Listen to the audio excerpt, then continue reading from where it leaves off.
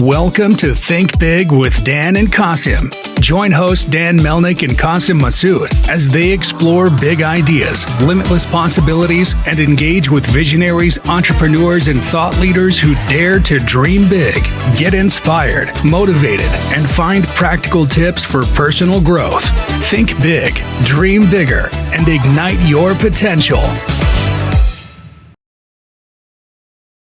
Welcome to the Think Big with Dan and Qasim. Today, our guest is Jason. Jason, how are you doing today? Doing great, thanks. How are you? Awesome, I'm good. So, Jason, will you please let us know where you live and what you do? I live in the Hudson Valley in New York, and I am the CRM Yoda. I help companies find the right CRM for their needs, as well as build out strategies to improve sales and marketing processes using their CRM platform. Well, this is awesome. I have seen this, people get confused whenever they need to use CRM. They are confused because there are a lot of CRMs in the market and no one is able to find the best suit for them. Eventually they keep trying one another, and after this hit and trial process, they reach on the most one. So can you please tell me how you define, how you know that this CRM will be best for your needs? Sure.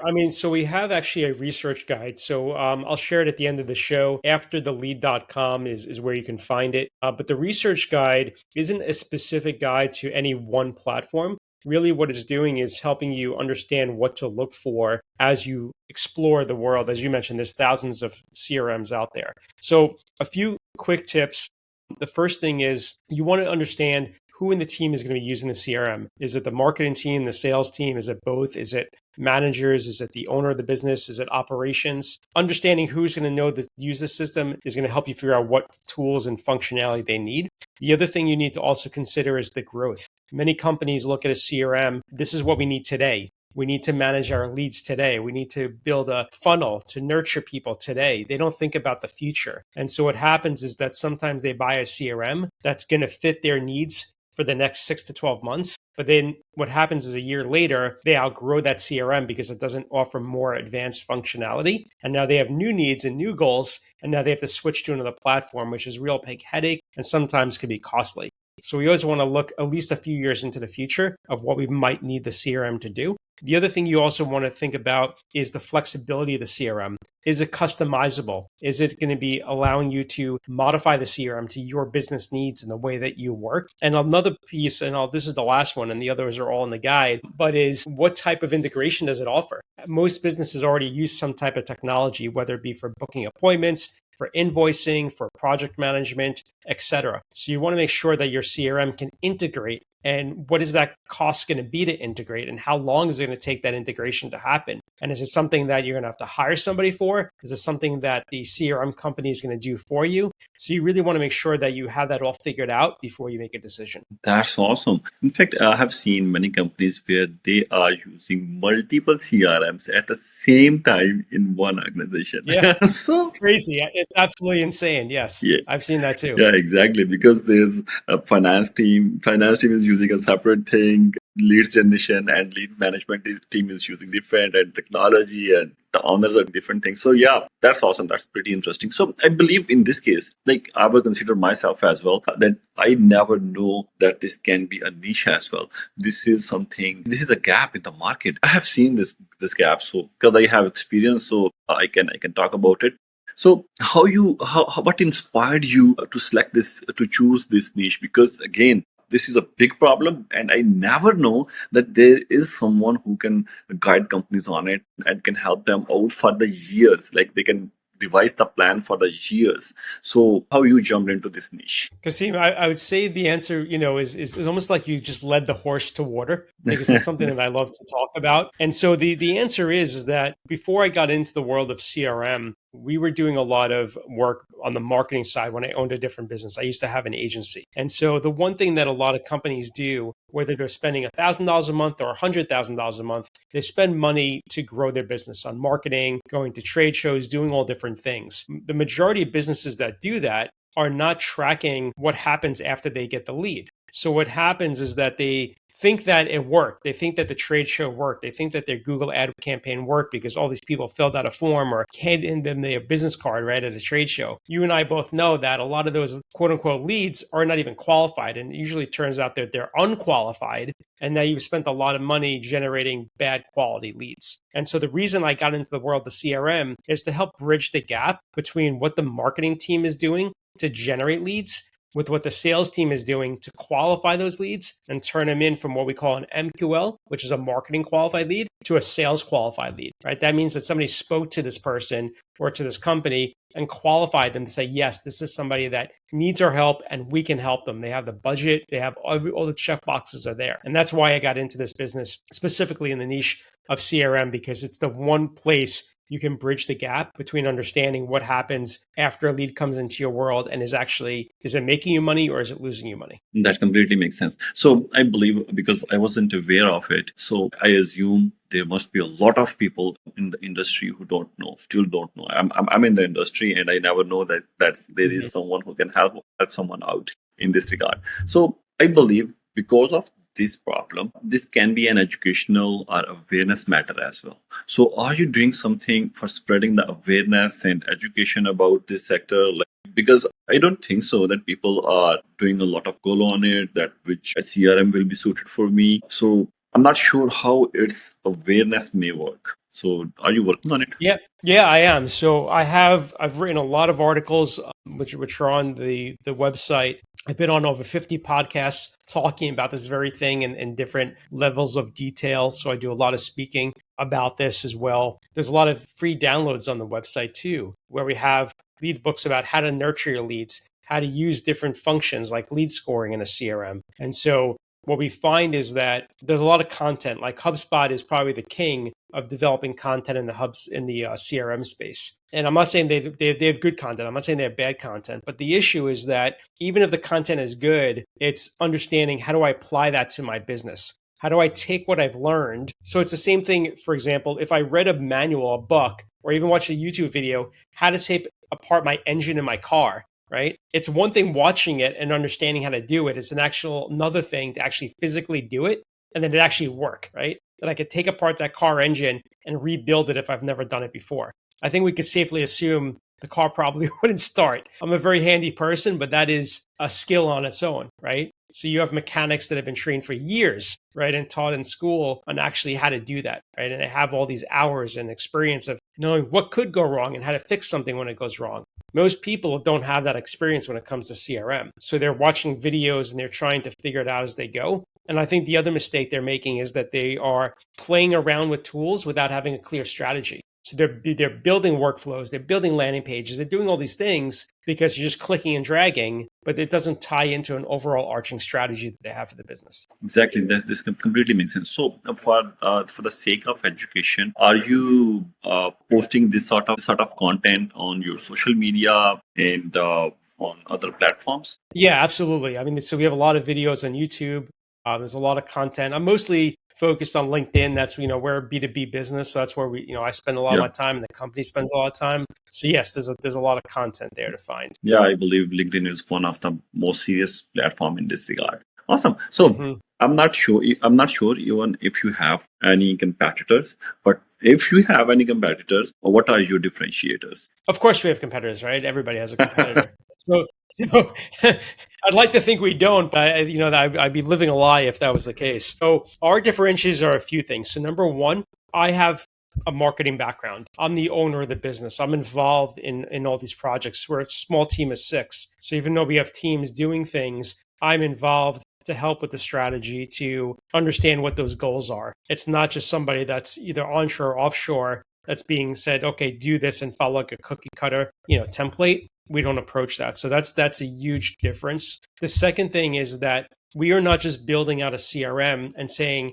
here's how to use it. Good luck. Well, if you need us, call us in the future. We stay connected with our clients. So every month we have ongoing, what we call strategy/coaching/accountability sessions. So we're making sure that the CRM is doing what it's supposed to be doing, making sure that the team is logging in, doing what they're supposed to be doing. And we're also fixing things that may need to be fixed. So it's an ongoing relationship, really making sure that that investment of both time and money is really paying off for them. And then I think the third piece too is that we're not shy from helping, right? So even in between those monthly calls, it's not uncommon for us to get on a video call, to get on a phone call with the client. They're having a problem. We offer unlimited free support. We work a lot in HubSpot, a lot in a platform that was called SharpSpring.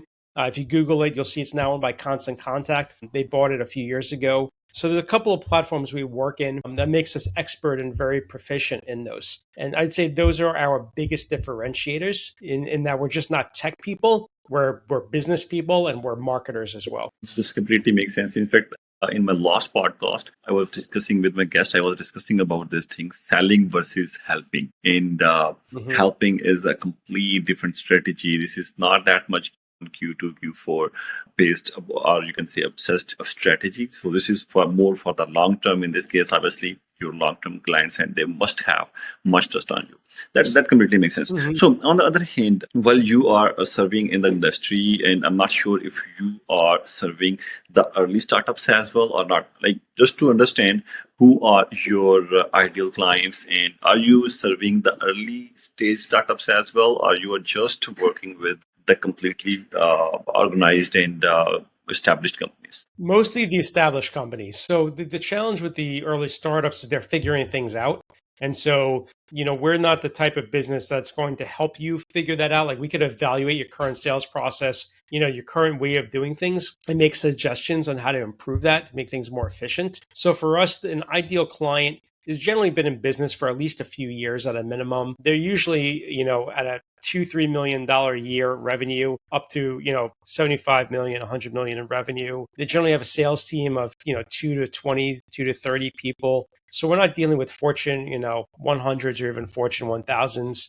So I would call them small businesses, if you could define it, we could agree on that. But the other thing that fundamentally beyond those checkboxes for who we work with, the most common things are they don't have any technology. So a quick story, we work with a lot of service-based businesses, contractors, roofing companies, and those sort of businesses. They're working off of either spreadsheets before they met us, or they're using paper contracts, paper invoices, and they don't have a way to keep track of everything. So for us coming in, those two businesses are between a $7 to $10 million a year business. They've been around for 20, 30 years. Their transformation was so quick. In fact, one of our clients, one of the roofing clients, within just 3 months so I'll explain this, Qasim, for your audience. This is pretty interesting, and this happens all the time. A lot of our clients, they're in manufacturing. They're in businesses where there's a lot of quotes going out, right? So they're getting a lot of leads, but they're also have the opportunity to close a lot of business. And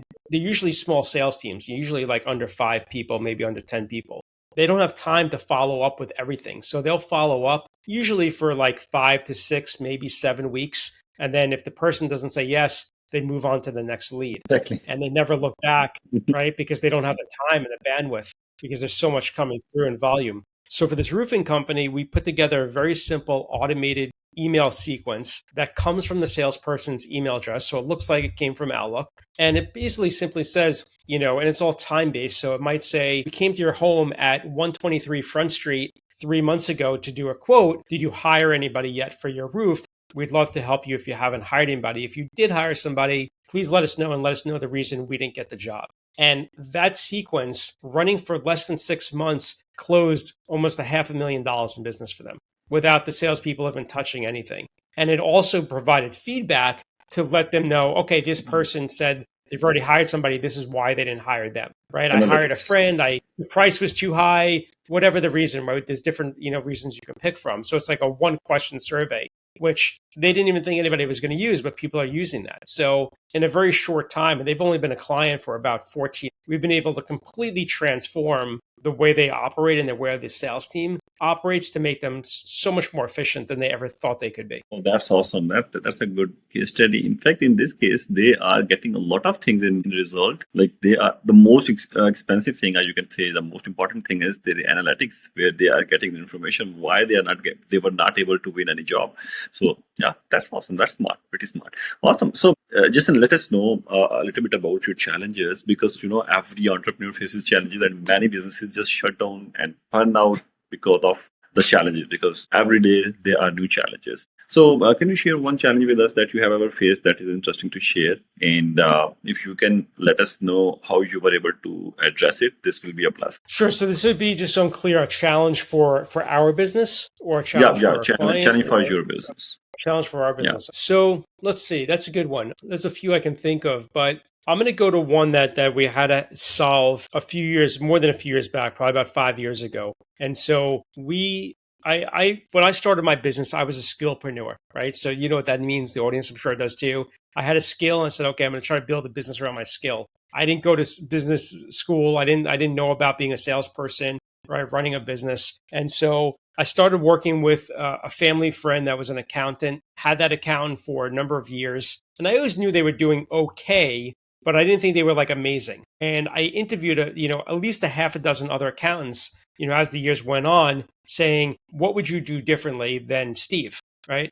And nobody that I interviewed said, oh, we wouldn't do anything different. We'd do anything exactly the same. And I was like, well, that doesn't help me. I'm not going to hire you, because if I don't think he's doing everything right, then why am I going to hire you? And so I finally found an accountant that I thought was great, right? Very impressed by them. They wound up totally screwing me over. Wound up owing like extra $25,000 in taxes that they didn't even tell me about until like 2 weeks before it was due. Needless to say, fired them. And my experience through all that, my resolution was finding an accountant now we've had for a number of years, a long time, who completely reformatted the way that we structure the business, the way we handle our taxes. And so I share that because every business out there, regardless of what state you're in, what country you're in, you need an accountant, right? To manage your own books and your own finances. I don't think yes, it could be possible if you're a very small business. I don't think it's wise, right? Because you can't certainly know about all of the changes with tax laws and all these things. To share with your audience, I think that's something that's overlooked. You think about, I have to do marketing for my business. I have to hire salespeople. I have to have a great website. I have to do all these things. The accountant is really, if you don't have a good accountant, everything else could really fall apart. So I would say that would be a good life lesson that we found, thankfully, a great partner with. Awesome. That really transformed our business. That's great. So at the end, Jason, will you please give us the biggest piece of advice for our audience who are already in the industry, or maybe the ones who are planning to join the industry? The industry of what? Entrepreneurship, like who wants to start? Oh, okay. Well, I would just say the best advice I can make is that nothing should be stagnant in your business. If you haven't changed your website in 3 years, it's probably time to change your website. So you have to remember, put yourself in the shoes of a customer. If you knew nothing about your business and you came to your website or you spoke to yourself, your future self, would you buy from you, right? If you're not able to confidently say that my LinkedIn profile fully represents who I am, my personality, how I help people, it's not coming across as too salesy, then that's great. But I think often people don't self-reflect on themselves and their business often enough. And it's something I constantly do every single year and even between the year to make sure that we are being as, thoughtful in the way we deliver our messaging and who we are and how we can help. Awesome. Well, Jason, thank you. Finally, I learned something from this podcast as well. And before we leave, please let reviewers know how they can reach you. Sure. The best place to reach me is to go to afterthelead.com, just like it sounds, afterthelead.com. You can connect with me on social media. For your audience, I have the playbook, which I mentioned before, a few of them. So one is the lead nurturing playbook, how to nurture your leads with any CRM system. It gives you a blueprint, step-by-step instructions. It's a great asset, very easy to digest and read through and apply. It's not like building a car engine, I promise. And we also have the ability for your audience to book a call with me. As you can tell from listening today, I love to talk. I love to provide information, be a guide, if you will. So book a 1-hour strategy session with me, completely complimentary for your audience. And it's going to be other assets and things they can do and download from there as well. So afterthelead.com would be the best place. Well, Jason, thank you so much. It's very nice of you. Thank you. And thanks for joining us. Hopefully, we'll stay in touch. Absolutely. Thank you. Bye-bye.